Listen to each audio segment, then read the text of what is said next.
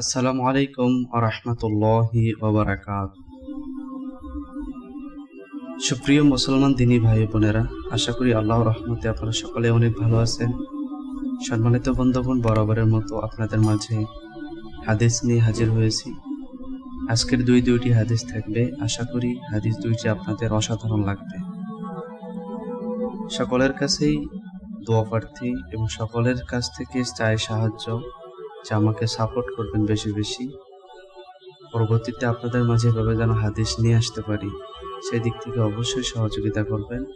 আমার ভিডিওগুলো ভালো লেগে থাকলে অবশ্যই লাইক করবেন, কমেন্ট করবেন, শেয়ার করবেন এবং আমার ফেসবুক পেজ, আমার ইউটিউব চ্যানেলে অবশ্যই আপনারা কানেক্ট থাকবেন ইনশাআল্লাহ। সকলের প্রতি ভালোবাসা রেখে, সকলের প্রতি দোয়া রেখে, সকলের কাছ থেকে দোয়া নিয়ে শুরু করছি আজকের হাদিস। আজকের হাদিস, প্রথম হাদিসটি থাকছে দাজ্জালের ফিতনা থেকে মুক্তি। হাদিস নং 1201, হাদিস বুখারী শরীফ।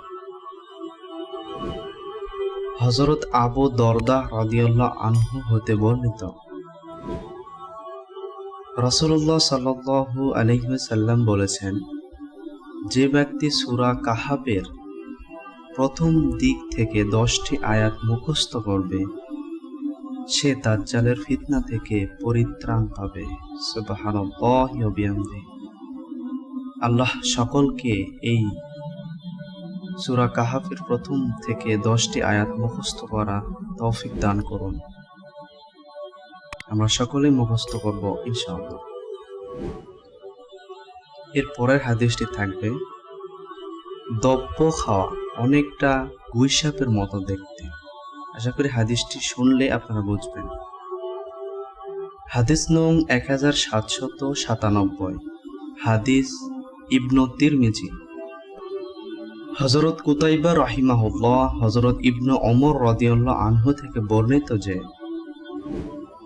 নবী করিম সাল্লাল্লাহু আলাইহি ওয়াসাল্লামকে দব্ব খাওয়ার সম্পর্কে জিজ্ঞাসা করা হয়েছিল।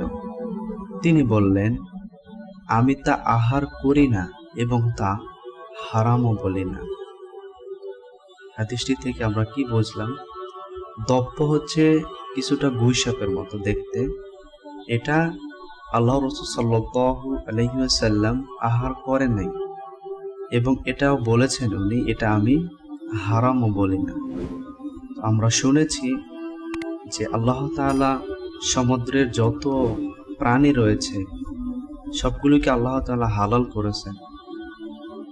আমাদের মুখে রুচিতে যেটা বাধে সেটা আমরা খাবো না, যেটা আমাদের রুচিতে লাগে অবশ্যই আমরা খেতে পারবো, সেদিক থেকে অনুমতি রয়েছে। তো সকলকেই এই হাদিসগুলো মানার এবং বোঝার তৌফিক দান করুন।